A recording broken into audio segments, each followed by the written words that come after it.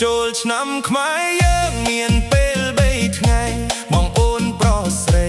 ជួបជុំគ្នាមិនថាចិត្តឆ្ងាយចំណាយពេលមកជួបមេត្តាបៃតារៀបចំបាយទឹកជូនពួកគាត់រួចក៏ទៅវត្តฉันចាស់ផ្លាស់ចូលឆ្នាំថ្មីសូមបួងសួងដល់វត្ថុសាស័ក្តិជួយថែរក្សាមិត្តប្រុសស្រីទាំងពួងជួបតែក្តីសុខសាន្តឲ្យអ្នកអត់គូឆាប់បានដល់គូចេញឆ្នាំហើយមិននៅយូរឡើយ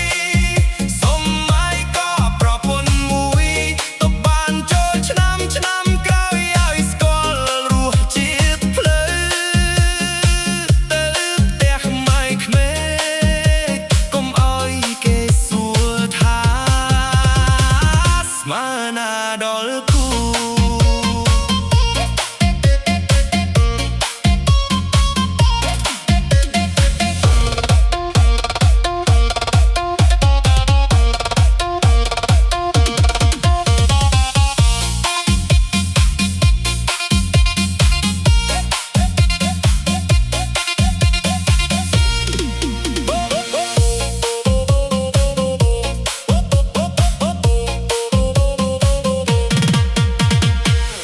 ចូលឆ្នាំខ្មែរយើងមានពេល3ថ្ងៃ